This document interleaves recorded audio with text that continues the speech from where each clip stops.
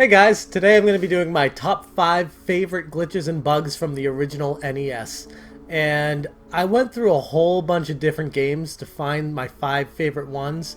And surprisingly, throughout the entire catalog of the NES, there aren't that many bugs that are that fascinating. They did a really good job of programming the games back in the day because there's no such thing as like on-the-fly updates or day one updates. When the game came out, that was it. Pretty impressive overall how perfect a lot of the games were back then.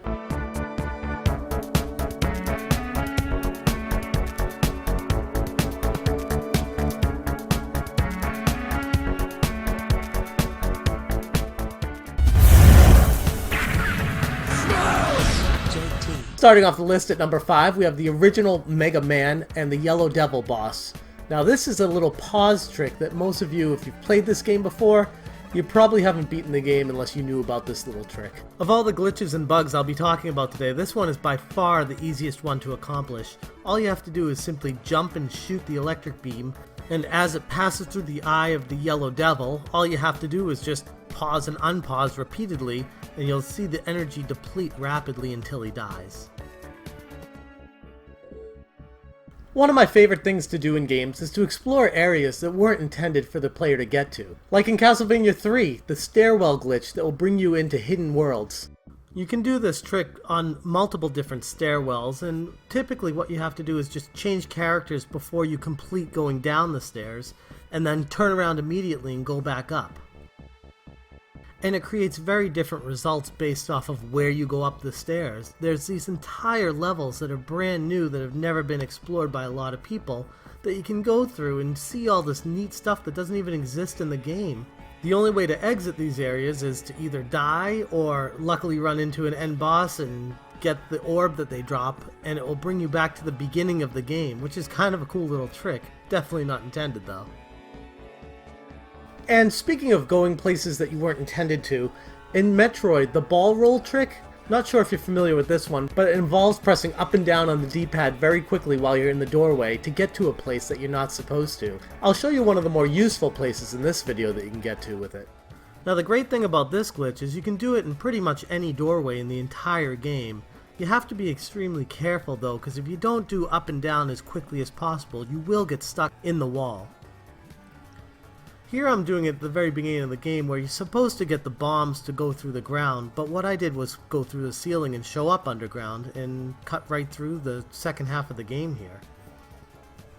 Sometimes you show up on a screen that isn't even intended in the game and you can find this whole new area. It's pretty fun. You should explore it on your own if you haven't already.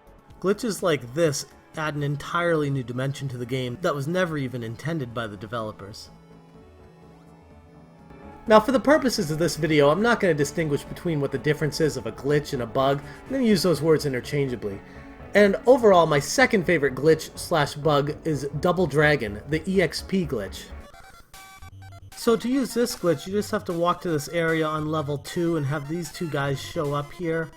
Crawl up this ladder and walk off screen. Remember where they are though. I'm going to speed this up here. And see how they disappear, but they're actually still there, and you can just whack away and get infinite XP, and see the hearts going up. You start with 3, then you go to 4, then you go to 5, then you go to 6, and finally you get to 7, and you get over 50,000 points that quick. 50,000? You got 50,000 on Double Dragon? And I just want to go through a couple honorable mentions that didn't make this list, but were really good glitches in their own right. Gonna start off with Double Dribble and the always hit it from the same spot if you shoot it there every time glitch. This glitch takes minimal precision. As long as you go to the top of the 3-point key and shoot close to the hoop, it's gonna go in every single time. It makes for a really non-competitive game if you're playing against someone who has no idea how to do this. Pretty fun to play a trick on your friends with it though. And one other honorable mention, Zelda 2 The Adventures of Link, Glitch Town. This one's pretty wild because you can do it in pretty much any town with tall buildings. As long as you have the high jump spell and the fairy spell, you just use the high jump to get on top of the buildings, then jump over the screen at the top and use the fairy spell, and it will drop you into this glitch town. Now the craziest part about this glitch is it will bring you to these people who actually say things that don't even exist in the game. A powerful knight lives in this town. I bet he does. You enter the buildings and it will actually just bring you back to the entrance of the town.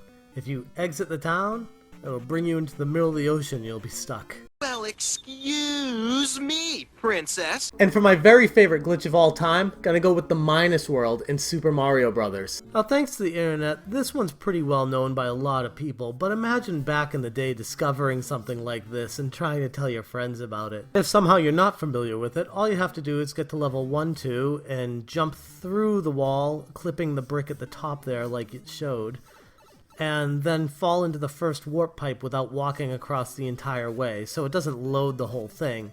Once you go down that first warp pipe, it will bring you to world -1, where it's just an underwater level. It's not even part of the game. It's crazy that this thing even exists. So those are my top 5 glitches and bugs for NES games. Probably not too many surprises there if you're familiar with the catalog, but as time goes on, I feel like less and less people know about these, and it's always good to revisit them. How about you guys? Do you have any favorite glitches and bugs from the NES that I didn't mention here that I should have? Let me know in the comments section. That's all I got for today, guys. I hope you enjoyed. Have a good one.